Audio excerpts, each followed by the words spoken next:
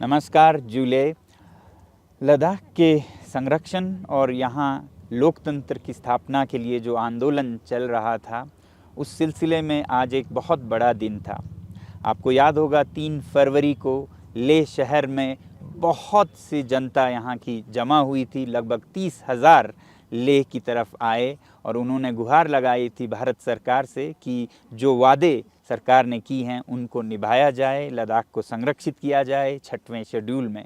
इसके बाद 19 फरवरी और फिर 4 मार्च को वार्तालाप हुए गृह मंत्रालय और लद्दाख के नेताओं के बीच में, और 4 मार्च को ये वार्तालाप विफल हुए, जिसमें सरकार ने ऐसे संरक्षण देने से मना किया। तो आज उसी सिलसिले में, जैसा पहले घोषणा की गई थी, एक बहुत बड़ी सभा में जिसमें हज़ारों लोग फिर से जमा हुए, उसके बाद मैं और बहुत से लोग यहाँ के अनशन पर बैठना शुरू कर चुके हैं।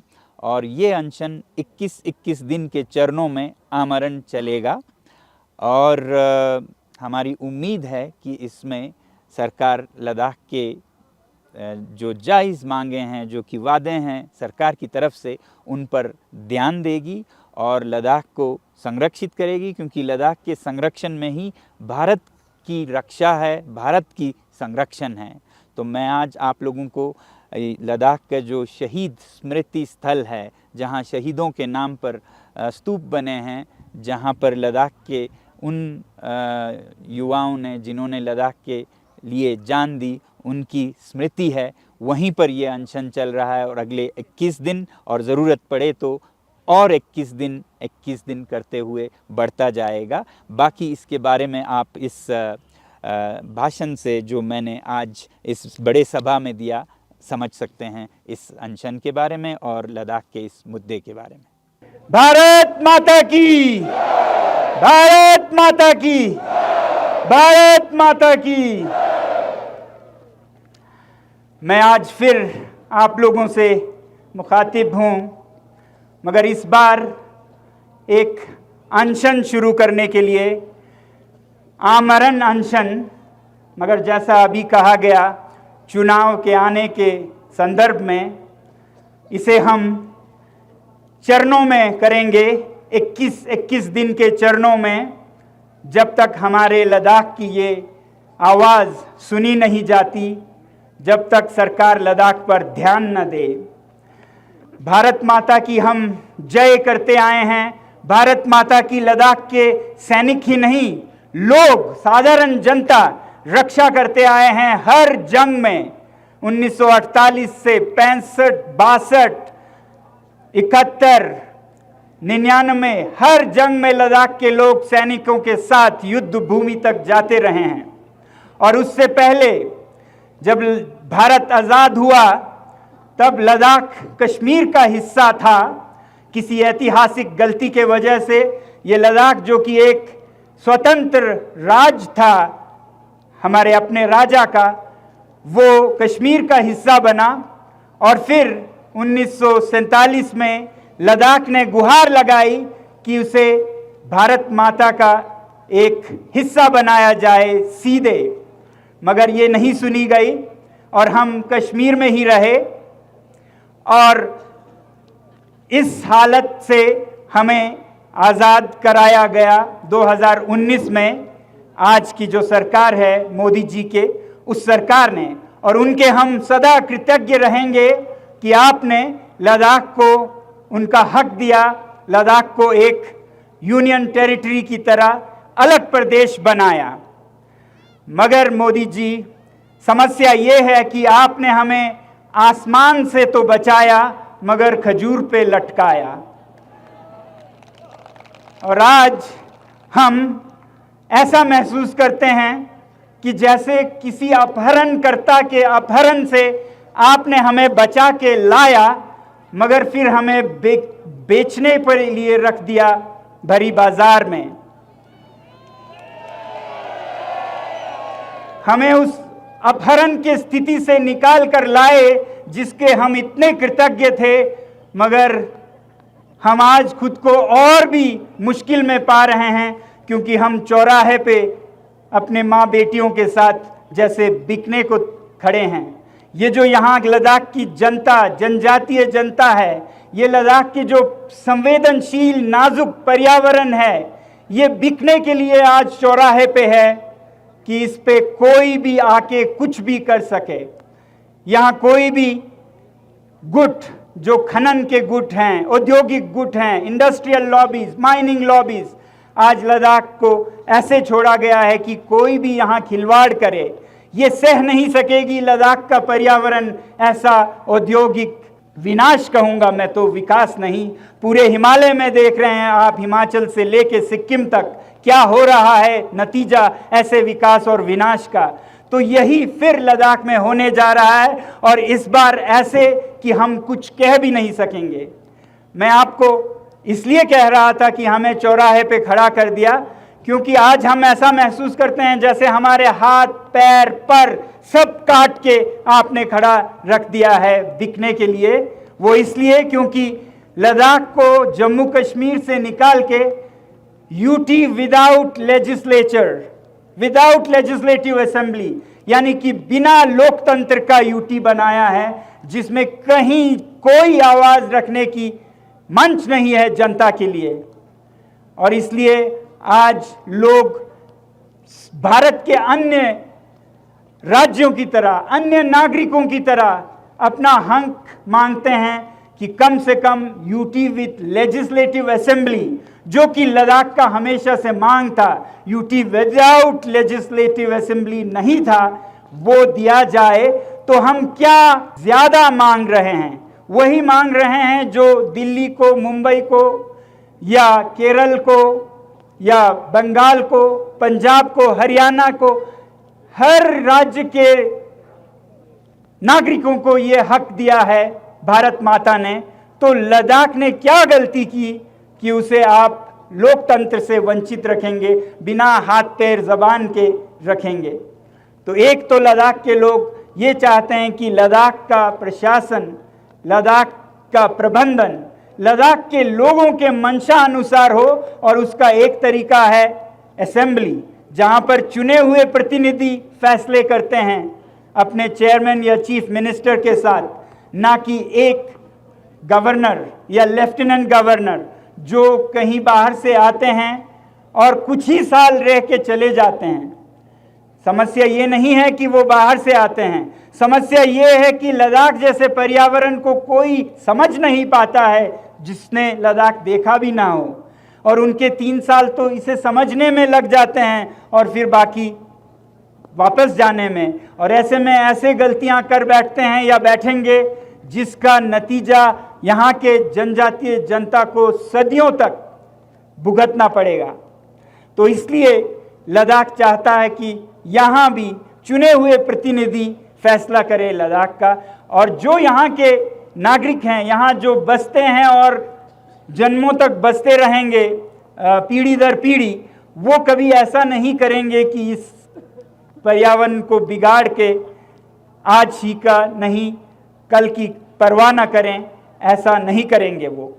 इसलिए एक तो यूटी विद लेजिस्लेचर, दूसरा तरीका है जो कि भारत माता ने ऐसे संवेदनशील जगहों के लिए जहां पर जनजातीय लोग बसते हैं 1950 में अपने संविधान में निहित कर रखा था हमारे पूर्वजों ने, नेताओं ने उस समय के, कि ऐसे जगहों पे 6वें शेड्यूल से आप संरक्षण देंगे। तो ये जो 6वां शेड्यूल है, ये एक ऐसा प्रावधान है कि जिससे ऐसे जगहों को और यहाँ की जनता को संरक्षित रख सके।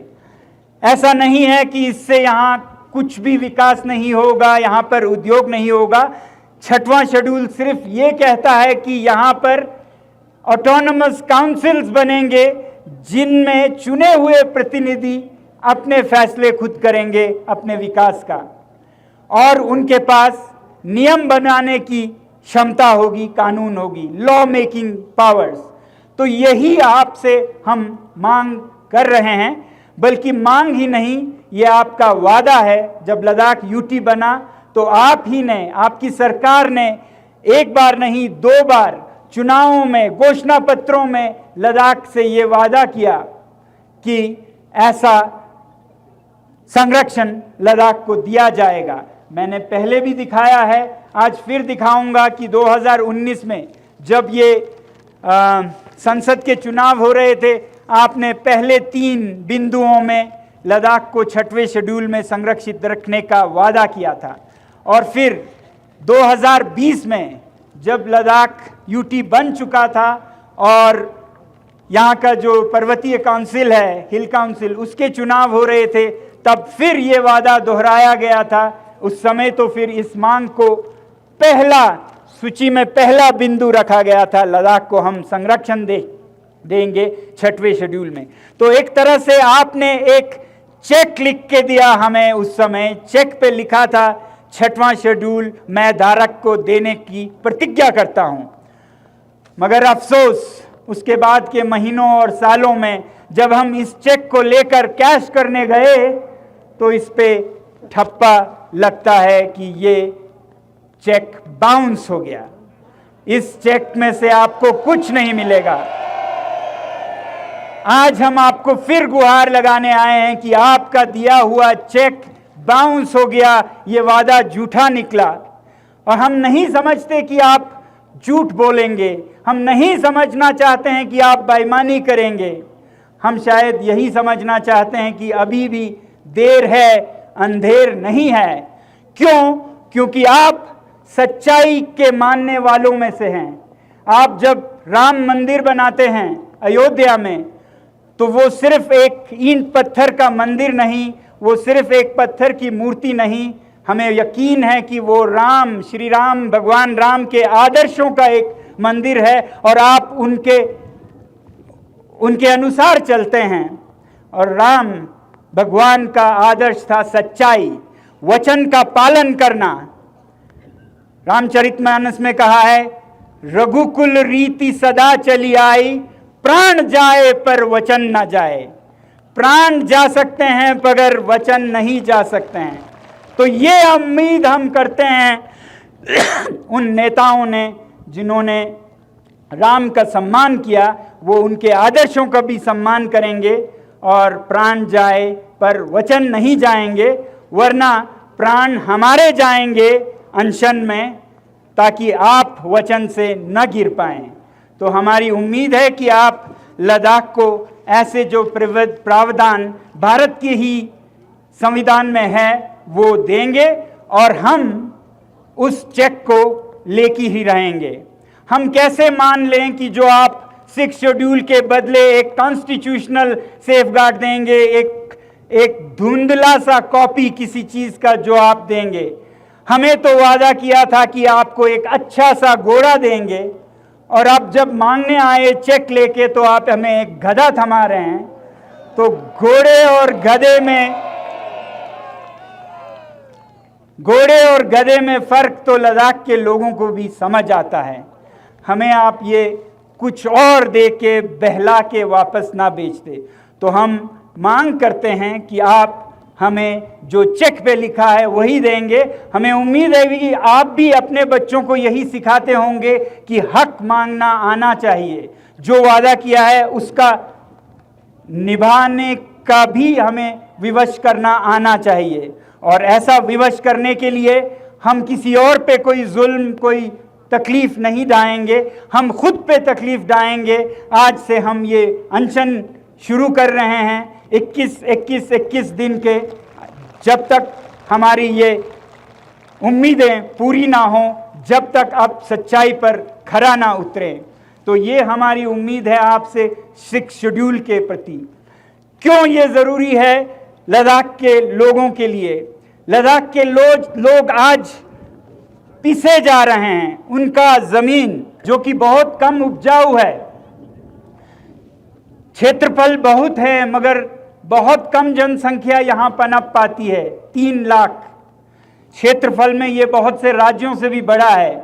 मगर आज हमारे चरवाहे जो पश्मीना का उत्पादन करते हैं वो दोनों तरफ से पिस रहे हैं। एक तरफ से चीन अतिक्रमण करके उनके चरागे लेते जा रही है और अब कम और कम ये चरागे होते जा रहे हैं, उनकी आमदनी कम होती जा रही है, उनके पशु कम होते जा रहे हैं। अब दूसरी तरफ से भारत की तरफ से भी ये जो औद्योगिक गुट है, इंडस्ट्रियल लॉबीज, उनको ये जमीनें दी जा रही हैं। तो कहां जाएंगे यहां के ये चरवाहे?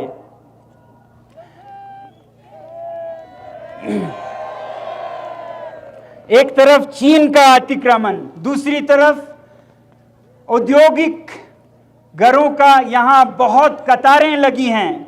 जो उनमें से सबसे अच्छा है, जो हम भी चाहते हैं हो यहां लद्दाख में, वो है सूर्य ऊर्जा की, बिजली की, सूरज की। लद्दाख में सूरज बहुत है।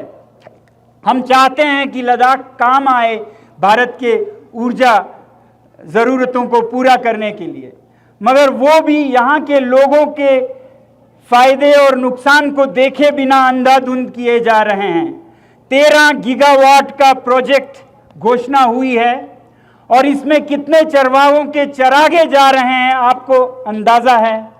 अगर यहाँ के लोगों पे छोड़ते आप, अगर 6 शेड्यूल के अनुसार चांगपा समुदाय के लोगों पे छोड़ते, तो वो सदा के रीति की तरह शायद पहाड़ों पे वो सोलर पैनल्स को लगाते, या ऐसे और मैदानों पे जहां चरागे नहीं हैं जैसे सिरचू, वहां कम से कम नुकसान होगा, मगर वहां ना लगा के अभी ये पांग में लगा रहे हैं जहां पर सबसे अच्छे चरागे कुर्बान हो जाएंगे। और कम नहीं, अभी जो ये पहला चरण है 13 गीगावाट का, इसी में कहा जाता है कि लगभग 150 स्क्वायर किलोमीटर का जमीन जाएगा। 150 स्क्वायर किलोमीटर, आपको समझ आ रहा है? अगर हम 1 किलोमीटर की चौड़ाई का 150 किलोमीटर लंबा लकीर खींचे तो वो पूरा जमीन इस सोलर एनर्जी, जो कि कोई औद्योगिक घराना स्थापित करेगा और जिसकी बिजली भारत के बाकी शहरों को जाएगी, जिसके लिए हमें खुशी है, मगर वो इस कीमत पर नहीं कि यहाँ के चरवाहे भूखे मरें। कहा तो ये जाता है कि ये 30 गीगावाट तक जाएगा, यानी कि लगभग 500 स्क्वायर किलोमीटर के करीब जमीन इसमें जाएगा। तो ऐसे फैसलों को अगर आप यहाँ के समुदायों के साथ करते, जो कि 6 शेड्यूल कहता है कि बिना स्थानीय जनजातीय लोगों के समन्वय के आप नहीं कर सकते, तो आज उनको ऐसी हानि नहीं होती। तो ये शुरुआत है सबसे अच्छे उद्योग का। अब आप सोचिए, जब यहाँ पर खनन होगा किसी पदार्थ का, धातु का, तो इन पहाड़ों का क्या हालत होगा।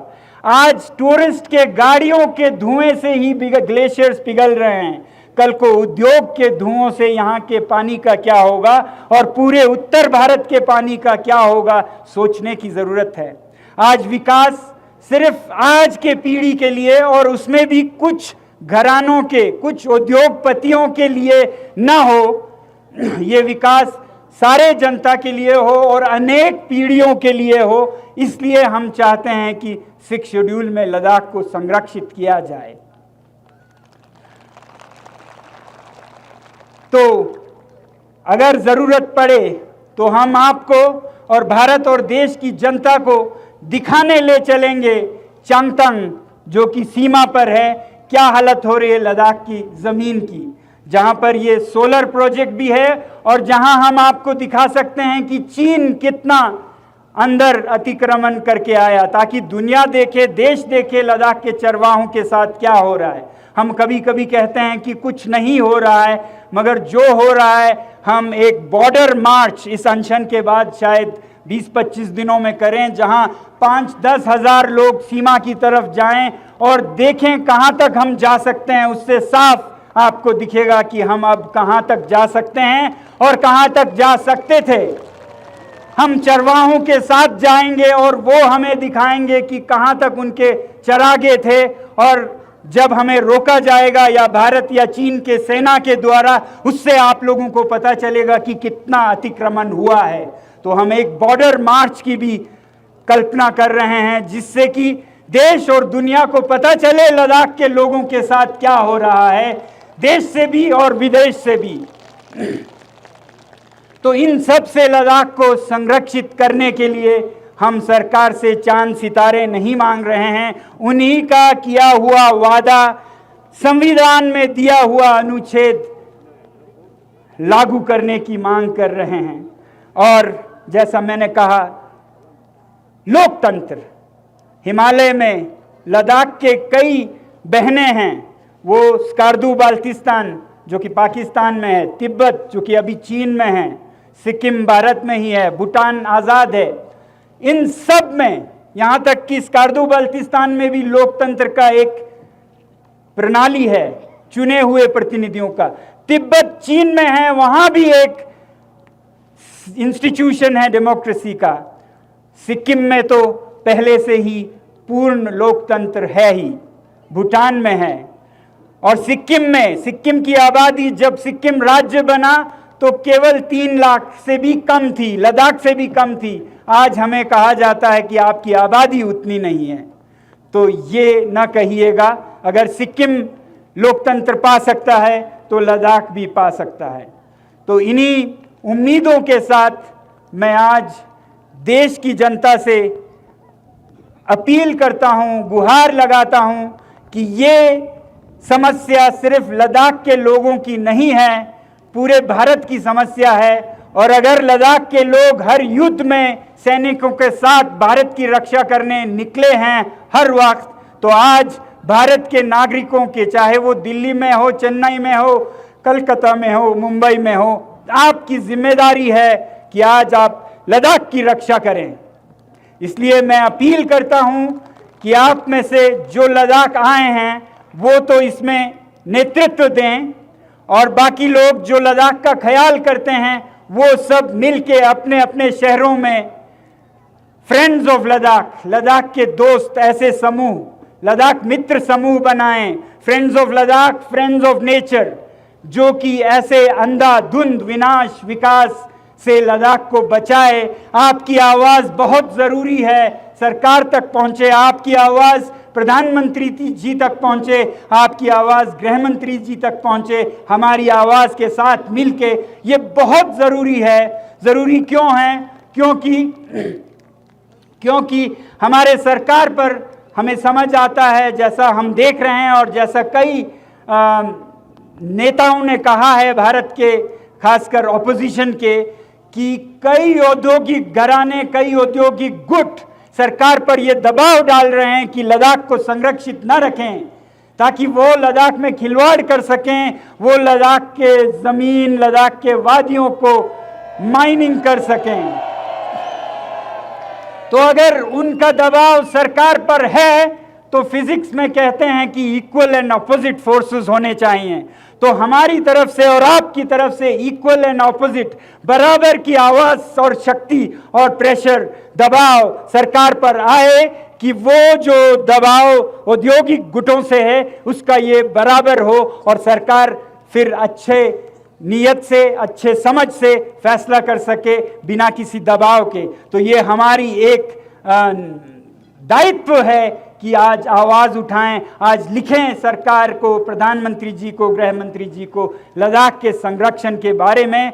जैसे लद्दाख भारत के संरक्षण और रक्षा के लिए हमेशा उतरता रहा है युद्ध भूमि में, आज आपकी बारी है।